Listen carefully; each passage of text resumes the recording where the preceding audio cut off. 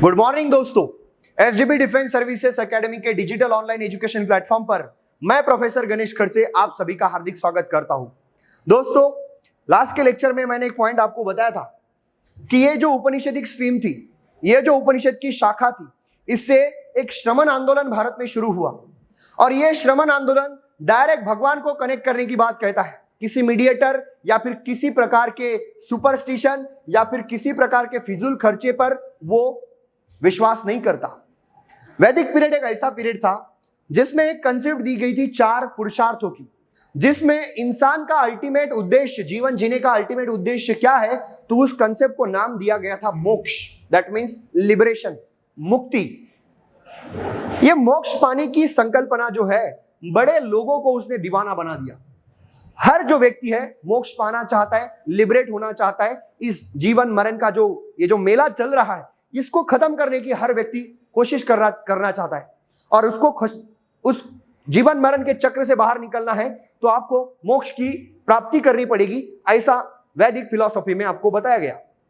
But वैदिक philosophy आगे चल के थोड़ी सी कॉम्प्लिकेटेड हो गई और कॉम्प्लिकेशन के कारण इस फिलॉसफी को न मानने वाला या फिर इसका विरोध करने वाला भी एक ग्रुप, एक समुदाय तैयार हुआ। इसी की आज हम चर्चा करेंगे। पर एक पॉइंट मुझे यहां पर आपको बताना है कि वैदिक पीरियड की फिलॉसफी में ऐसी क्या गलतियां थी कि जिसको काउंटर करने के लिए एक नया समुदाय तैयार हुआ। क्या गलतियां थी उनकी? तो मोक्ष तो कोई गलत बात नहीं थी, लेकिन उस पीरियड में मोक्ष पाने के लिए जो अधिकारी लोग थे, जो बड़े और एलाइट उच्च वर्णीय लोग थे, उन्होंने एक कंसेप्ट बताया था। अगर आपको मोक्ष पाना है तो आपको दान करना पड़ेगा, दक्षिणा देनी पड़ेगी, आपको यज्ञ करने पड़ेंगे और बहुत सारा खर्चा करना पड़ेगा, तभी जाके आपको मोक्ष की प्राप्ति होगी। मतलब क्या? मोक्ष पाना है तो यज्ञ करना पड़ेगा, खर्चा करना पड़ेगा। अब सर, जिसके पास में पैसा है वो खर्चा करेगा, लेकिन मान के चलते कि किसी के पास पैसा नहीं है लेकिन उस व्यक्ति की भी इच्छा है कि मैं भी मोक्ष को पा सकूं, तो क्या वो व्यक्ति उस प्रकार का खर्चा कर पाएगा? यज्ञ करना, उसमें बलि देना, उसमें कई सारी चीजों की आहुति देना, वो पुरोहित को पैसा देना, दान दक्षिणा देना, ये सब वो कर पाएगा? बिल्कुल नहीं। लेकिन सर, मोक्ष तो हर कोई पाना चाहता है। फिर एक सवाल आया कि क्या मोक्ष यज्ञ करके ही मिल सकता है? क्या मोक्ष ऐसे फिजूल के खर्चे करने से ही मिल सकता है? और ये भारत जो है बड़ा विचार करने वाले लोगों का देश है। ये आसानी से किसी बात पर विश्वास नहीं करता। इस बात को काउंटर करने वाला एक समुदाय जो तैयार हुआ, उसने एक बेसिक सवाल पूछा कि आपके पास क्या गारंटी है कि मैं अगर यज्ञ कर दूं तो मैं मोक्ष को उपलब्ध हो जाऊंगा? मैं अगर दान दक्षिणा दे दूं तो क्या गारंटी है मैं मोक्ष को उपलब्ध हो जाऊंगा? और मोक्ष ऐसी कंसेप्ट थी जो कि मरने के उपरांत आपको मिलने वाली थी, और मरने के बाद अगर नहीं मिलता है मोक्ष तो क्या आप रिटर्न आ सकते हो सवाल पूछने के लिए उस पंडित से, उस पुरोहित से कि भाई क्या हुआ, इतना पैसा लिए, इतने यज्ञ करवाए, मिला कुछ नहीं? तो एक प्रकार का ये झोल था। क्या था ये? झोल था, एक बनी बनाई कहानी थी जिसमें कोई साइंस छुपा नहीं था, कोई वैज्ञानिकता या फिर कोई आधार नहीं था उसके जड़ में। और इसी बिना बेस वाली कहानी को काउंटर किया श्रमण मूवमेंट ने। मैंने बताया था नियर अबाउट 62 टाइप्स के अलग अलग फिलोसोफर्स ने इस वैदिक रिलीजन में जो सुपरस्टिशन और अंधश्रद्धा भरी पड़ी थी उसको काउंटर किया, और उसमें सबसे बड़ा अग्रणी नाम है बुद्धिज्म और जैनिज्म का। तो उसी के बारे में आज हम चर्चा करेंगे। दोस्तों, ये इमेज आप जानते होंगे किस महापुरुष की है? जी हां, तथागत गौतम बुद्ध के बारे में आज हम जानेंगे। तो उनके बैकग्राउंड की कहानी हम इससे पहले थोड़ा समझने की कोशिश करते हैं कि क्या है बुद्ध का बैकग्राउंड। तो बुद्ध जो है, इनका जो नाम था वो था सिद्धार्थ गौतम। जन्म का नाम था इनका सिद्धार्थ, और इनका लालन पालन जिस व्यक्ति ने किया वो थी उनकी मौसी गौतमी महाप्रजापति। उसके नाम से ही इनको गौतम भी कहा जाने लग गया। तो सिद्धार्थ और गौतम ये इनके 2 नाम थे। इनके पिता का नाम क्या था? तो शुद्धोधन। पिता का नाम शुद्धोधन, जो कि एक राजा थे। उनकी माता का नाम है महामाया। बुद्ध के गौतम के जन्म होने के 5 दिन के बाद ही उनकी माता का देहांत हो गया। तो उनकी जो बहन थी, मैटरनल आंटी, मौसी गौतम महाप्रजापति, उन्होंने सिद्धार्थ का लालन पालन किया। ये जो शुद्धोधन जो थे, शुद्धोधन कपिल वस्तु नाम का एक गणराज्य था, रिपब्लिक था, उसके वो राजा थे। ठीक है। अब सर इनकी जो क्लैन है, इस क्लैन का नाम था शाक्य। शाक्य घराने का नाम क्या था? शाक्य क्लैन। तो इसी वजह से गौतम को शाक्य मुनि भी कहा जाता है। ये पॉइंट आपको मालूम होना चाहिए। और पर्सनल इंफॉर्मेशन में गौतम बुद्ध का जन्म जो है, नेपाल में एक लुम्बिनी नाम का जंगल है, उस बहुत बड़े घने जंगल में बुद्ध का जन्म हुआ था, सिद्धार्थ का जन्म हुआ था। जैसे ही 15-16 की आयु में आए गौतम, तो उनके पिताजी ने बड़ी धूमधाम से यशोधरा नामक सुंदर युवती से गौतम का विवाह करवा दिया। विवाह के बाद उनको एक बच्चा भी हुआ, बेटा, जिसका नाम था राहुल। लेकिन बुद्ध जो है, बड़ी धूमधाम के साथ शादी होने के बावजूद भी, बेटा होने के बावजूद भी सिद्धार्थ का जो मन है इस संसार में लगा ही नहीं। कहते एक बार जब वो घर से बाहर निकले तो उन्होंने 4 प्रकार के दृश्य देख लिए। कौन से दृश्य? तो उन्होंने पहला दृश्य देख लिया एक डेड बॉडी का, जिस डेड बॉडी को 4 लोग शमशान में लेके जा रहे थे। दूसरा दृश्य उन्होंने देख लिया, एक जो व्यक्ति बीमार पड़ा हुआ था। ठीक है, एक जो व्यक्ति बीमार पड़ा हुआ था। और तीसरा जो दृश्य उन्होंने देख लिया, वो दृश्य था बूढ़े व्यक्ति का। एक तीसरा दृश्य जो था वो था बूढ़े व्यक्ति का। अब सर, एक मरा हुआ व्यक्ति, एक बीमार व्यक्ति, एक बूढ़ा व्यक्ति, ये जीवन की अल्टीमेट ट्रूथ है। शरीर है तो आया है तो जाएगा, शरीर है, इसको व्याधियां, इसको रोग होंगे ही, और शरीर जो है एक दिन बूढ़ा हो ही जाएगा। ये 3 अल्टीमेट सत्य उन्होंने उस दिन जान लिए। चौथा जो दृश्य उन्होंने देख लिया वो था एक संत महात्मा व्यक्ति का, एसेटिक। तो एक महात्मा व्यक्ति पेड़ के नीचे ध्यान साधना में बैठे हुए थे। अब ये चारों दृश्य देखने के बाद जब वो घर जाकर बुद्ध ने सोचा कि यार जिंदगी क्या है, ये तो स्टेजेस मेरी भी जिंदगी में आएगी। मैं राजा का बेटा हूं, इसका मतलब क्या हुआ? मेरा भी शरीर मर जाएगा, मैं भी थक जाऊंगा, मुझे भी ऐसे ही 4 लोग लेके जाएंगे। लेकिन जो सच्चा आनंद है जिंदगी का, वो यहां नहीं है, इस राजमहल में नहीं है। और कहते हैं 29 साल की आयु में बुद्ध ने अपना घर छोड़ दिया, सिद्धार्थ ने अपना घर छोड़ दिया, और अंतिम सत्य को पाने के लिए वो एक लंबे प्रवास के लिए निकल गए। उनको जो पहले गुरु मिले उनका नाम था आलार कलाम। उनके माध्यम से उन्होंने योग की शिक्षा ली, मेडिटेशन करना उन्होंने सीख लिया, और कई सारी जगह पर भटके, कई सारे गुरुओं के पास में गए, कई सारी जो उन्होंने कोशिश बता सकते थे उनके गुरु कि अल्टीमेट ट्रुथ को समझने के लिए उनको क्या करना चाहिए, वो हर संभव कोशिश बुद्ध ने करके देखी, लेकिन सारे प्रयास विफल रहे।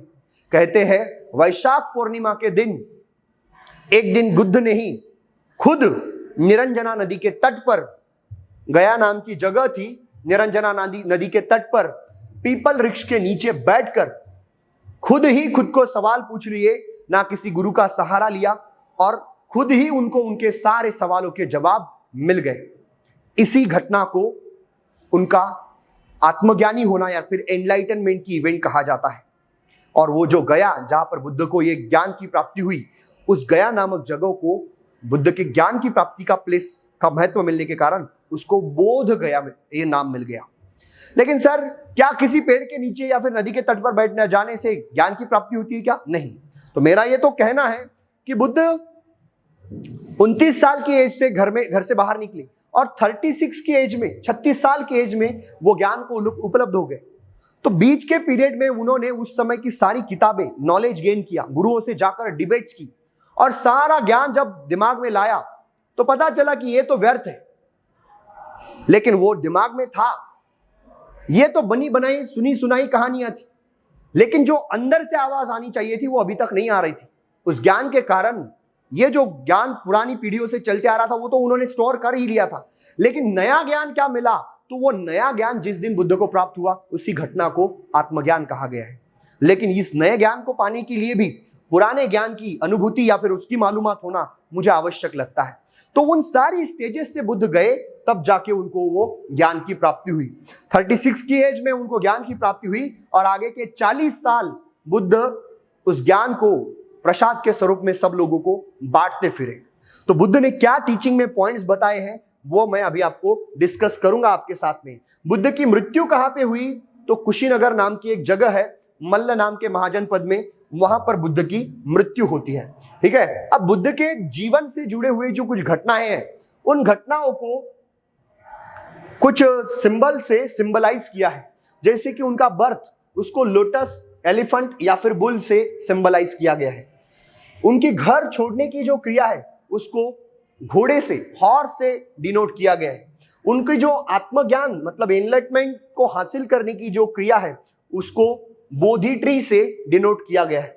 उनका जो पहला उपदेश है, आत्मज्ञान पाने के बाद में जब उन्होंने पहला उपदेश दिया उसको व्हील से डिनोट किया है। और उनका जो मृत्यु है उसको स्तूप से डिनोट किया जाता है। इससे जुड़े हुए भी सवाल एनडीए एग्जाम में पूछे गए हैं। ठीक है, अब सर बुद्ध के जीवन से जुड़ी हुई कोई घटनाओं के पाली भाषा में कुछ नाम मिलते हैं, वो नाम भी आपको मालूम होने चाहिए। जैसे कि उन्होंने जब अपना घर छोड़ दिया तो उस घटना को महाभिनिष्क्रमण कहा गया है। जब उनको आत्मज्ञान की प्राप्ति हुई उसको बुद्धत्व कहा गया है। उनका जो ज्ञान पाने के बाद का जो पहला उपदेश उन्होंने दिया, पहला भाषण जो उन्होंने दिया उसको फर्स्ट सरमन यानी कि धम्म चक्र प्रवर्तन कहा गया है। और उनकी जो मृत्यु हुई उसको महापरिनिर्वाण या फिर महापरिनिर्वाण कहा जाता है। तो ये कुछ टर्मिनोलॉजीज आपको मालूम होनी चाहिए। इन दृश्यों के आधार पे सारी चीजें आपको क्लियर हो जाएगी। एक राजपुत्र घोड़ा लेकर अपना घर छोड़कर बाहर निकल गया, इसको महाभिनिष्क्रमण कहा गया है। कहते उनके घोड़े का नाम कंतक था, कंतक, और इसी वजह से उनके घर छोड़ने की क्रिया को घोड़े से ही डिनोट किया गया है। ठीक है, आगे का दृश्य तो ये 36 की एज में सिद्धार्थ जब बुद्ध बन गया, सिद्धार्थ या फिर गौतम की वो पहचान पीछे छूट गई। जो सेंसेस पे था वो था सिद्धार्थ, जो सेंसेस पे था वो था गौतम, और जो कॉन्शियस पर पहुंच गया वो बन गया बुद्ध, वो बन गया बुद्ध। और ये घटना है बुद्धत्व की, एनलाइटनमेंट की। ये है बोधि ट्री और ये है गौतम बुद्ध।